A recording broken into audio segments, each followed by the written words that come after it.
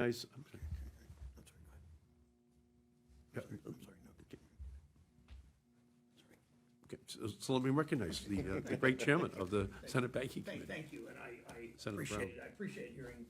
I always appreciate hearing Senator Whitehouse, my classmate of many years ago, came to the Senate together on that. And thank you, and Mr. Fishberg, thanks for the work that your bank does for workers and so many things that you sort of stand apart. And I know Senator Whitehouse's comments were a little bit the minister preaching to the few people in the congregation about why the others aren't here today. So, but thank you for that. I just want to just flesh out for a second. I just really have one question about what the SEC is doing, and we work in my committee on a number of things with Chairman Gensler on cryptocurrency, on disclosure of all kinds of issues. What if any one of you answered the question, what will their disclosure rules mean to our efforts to combat climate change? I mean, talk to me about how it will change the behavior, and like partly what Sheldon said, how it will change the behavior of your bank or Ceres or the work you do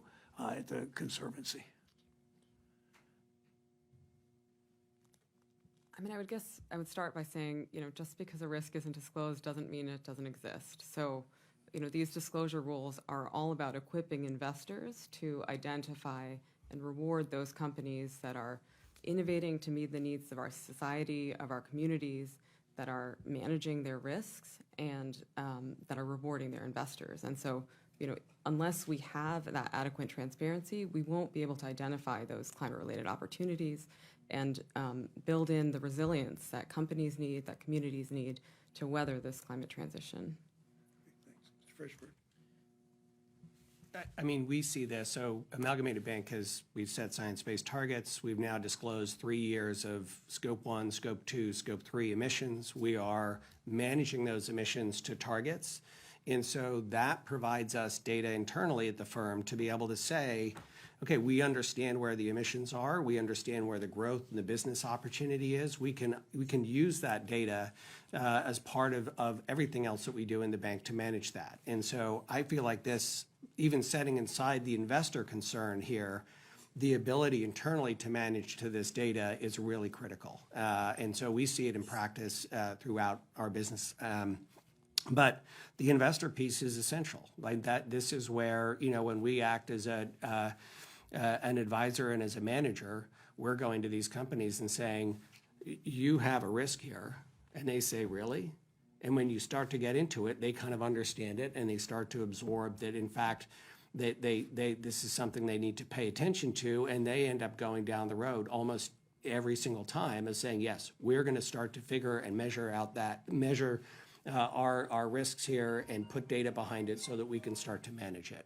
So can you, Mr. Fishberg, and Mr. Rothstein, can you say, or are you suggesting that this disclosure will actually make you not just a more socially responsible bank, but actually perhaps make you a more profitable bank, make you a better institution? Yes. I mean, I think what we're doing here is, do you want more data? Do investors want more data? Will companies have more data? Will the data quality be better? That's really what this rule is doing. And anybody that thinks they're going to be in business and not benefit from that data, I think maybe they should pick a different career. But would you say would most banks understand that, what you just said? Would they agree with that? Yes, and this is why, we talk about the Partnership for Carbon Accounting Financials, so that, the methodology for measuring Scope 3 in the finance sector, that's now we have close to $80 trillion of assets lined up behind that. They include many of the banks that Stephen mentioned were supporting the SEC rule broadly, and they are, on a voluntary basis, starting to implement and do that work. And this is globally. But I think the opposition is really coming from the high emission sectors that don't want this to be built into the system, that they don't want investors or the public or the financial sector to have access to this information. Mr. Rusty. And so we're a nonprofit representing investors, collectively $60 trillion of assets, some of the largest investors to small ones. Investors want this because to reduce their risk. There isn't any investor that says, if I have more information, my risk will go down, and they want to have a consistency. They've been calling this for 20 years. We had our first meeting, Senator, with the SEC, with investors in 2003. Last year, over 50 investors representing $52 trillion, half of the managed assets went to the G20, including the U.S., and saying we want mandatory disclosure. So it would reduce the risk and therefore give more climate perspective. We all see the floods, the fires, or tornadoes. And it's not just the company, but their supply chain that is at risk. As we've seen through this heartbreaking element of the last 3 years from the pandemic and the supply chain elements there, the same thing Senator asked about Scope 3, it's really looking at the supply chain and understanding those risks, Senator. Thank you. Senator Markey. I'd also like to add that this is, in addition to the larger institutional investors, that there's also an information disparity that leaves smaller investors who lack the resources of institutional investors behind. When I'm thinking about smaller investors, I'm thinking about retail investors. So think about your nurses, your teachers, your firefighters who are invested in pension plans, or workers with 401ks and IRAs. One interesting finding from a nonpartisan poll that Americans for Financial Reform Education Fund and Public Citizen sponsored found that 63% of retail investors or regular individuals with the 401ks, IRAs, or pension plans would factor in information about a corporation's financial risk related to climate change if that information was audited and disclosed to the SEC.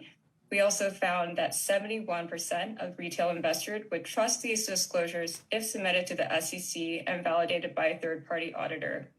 Retail investors of all ideologies were surveyed in the poll.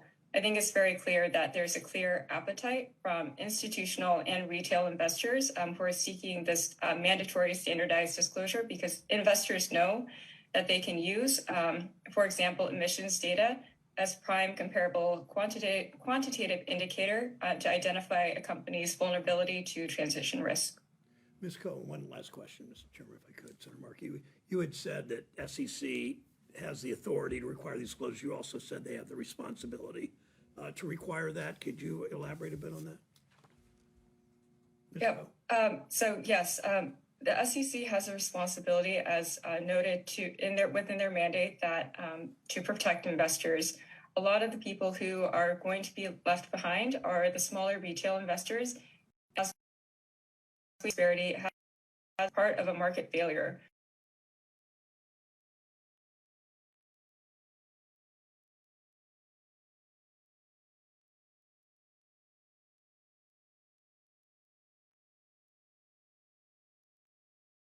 Say that this is a responsibility on behalf of the SEC to fulfill their mandate to protect investors.